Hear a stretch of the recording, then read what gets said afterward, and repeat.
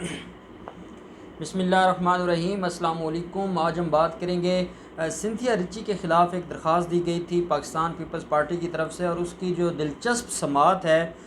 وہ میں آپ کے ساتھ شیئر کرنا چاہوں گا۔ اور انہوں نے 4 اداروں کو پارٹی بنایا تھا، 4 رسپونڈنٹس تھے۔ یہ شکیل عباسی ہیں،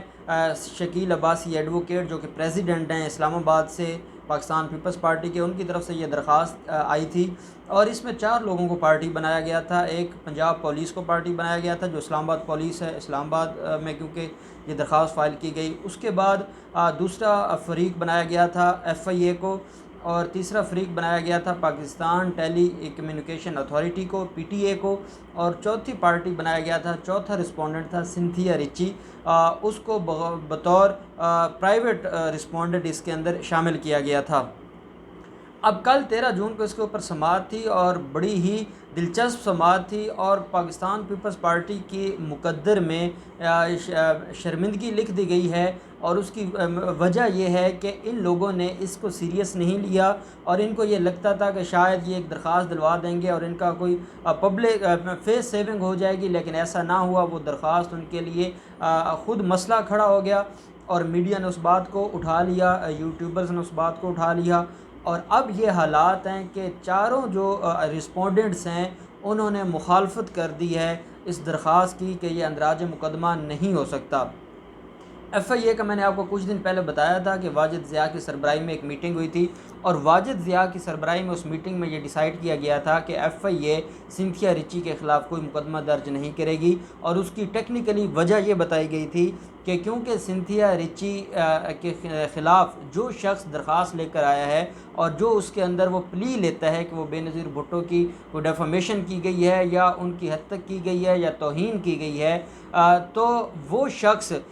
خود وہ ایگریوڈ پارٹی نہیں ہے، اس کا کوئی تعلق نہیں ہے، اور نہ وہ بے نظیر بھٹو کی فیملی سے بلونگ کرتا ہے، نہ وہ اس کے کوئی قریبی خونی رشتہ دار ہے، اس لیے اس کے پاس لوکس اسٹینڈائی نہیں ہے کہ وہ آ کر درخواست فائل کر سکے۔ میں نے آپ کو بتایا تھا، کچھ دوستوں نے کمنٹس میں سوال بھی کیا تھا کہ جیسے انفارمیشن ہے FIR ہے وہ کوئی بھی شخص درج کروا سکتا ہے، تو جہاں ہم اسپیشل لاء کی طرف آ جاتے ہیں، اور یہ جو اسپیشل لاء جس کے تحت درخواست دی گئی تھی یہ کیونکہ سائبر کرائم میں آتا ہے، ہمارے الیکٹرانک کرائمز ایکٹ 2016 کے تحت یہ درخواست فائل کی گئی تھی، تو اس کے لیے ضروری ہے کہ جس شخص کے خلاف یا جس شخص کو جو سوشل میڈیا کے ذریعے کوئی تھریٹ کیا جا رہا ہے یا اس کے خلاف کوئی مواد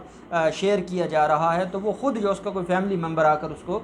چیلنج کر سکتا ہے، کوئی اور چیلنج نہیں کر سکتا۔ اب اس میں جو سب سے بڑا کام ہوا وہ یہ ہوا کہ FIA نے تو پہلے ہاتھ ہٹا لیا تھا، اور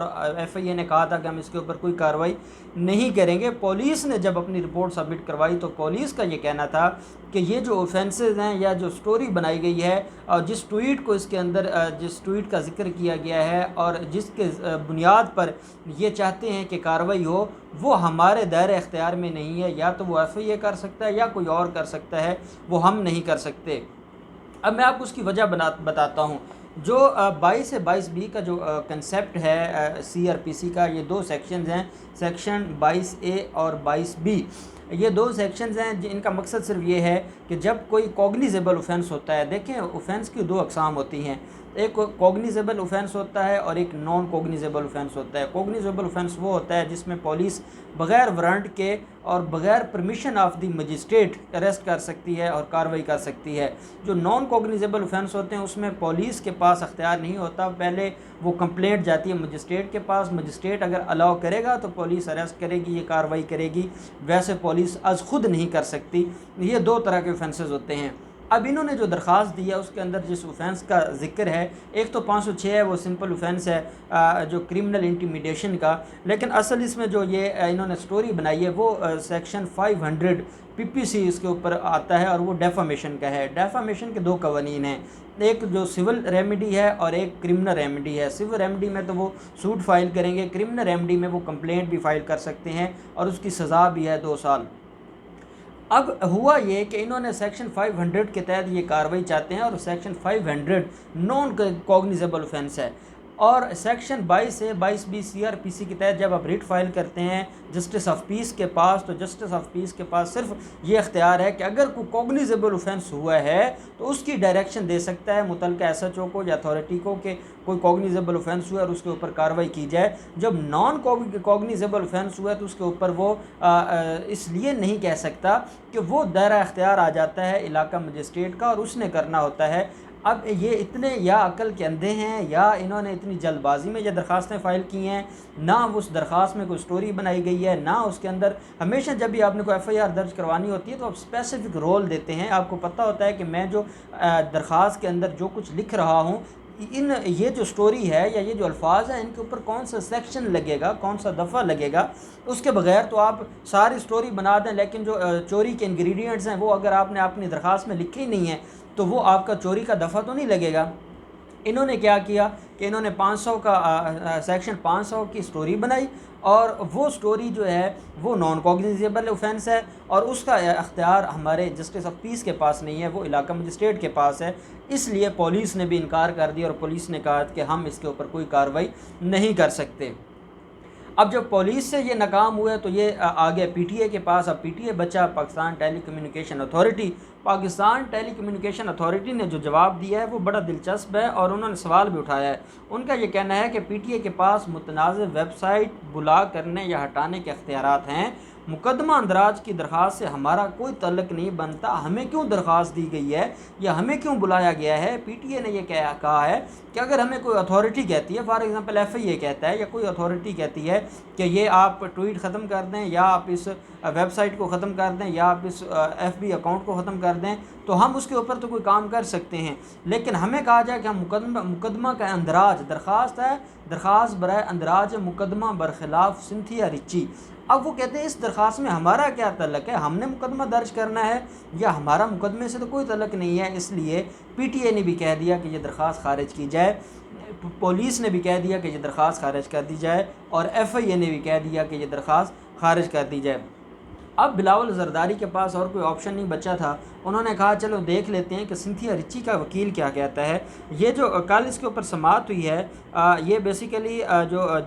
ایڈیشنل سیشن جج ہیں جج محمد جہانگیر اوان صاحب، ان کی عدالت میں یہ سماعت تھی، اور اس کے اندر جو سنتھیا رچی کی طرف سے وکیل پیش ہوئے ہیں ان کا یہ کہنا تھا عدالت میں، انہوں نے یہ کہا کہ جناب ہمارے خلاف ایک انہوں نے جو ایلیگیشن لگایا ہے یا ہمارے اوپر انہوں نے الزام لگائے ہیں وہ جھوٹے ہیں۔ اس کی وجہ یہ ہے کہ انہوں نے ہمارے ساتھ 2011 میں جو رحمان ملک ہے اس نے جنسی زیادتی کی تھی، اور یوسف رضا گیلانی نے ہراساں کیا تھا، اور اس کے علاوہ پاکستان پیپلز پارٹی کے رہنما ہیں جنہوں نے پریشان کیا، جنہوں نے جو ابیوز کیا۔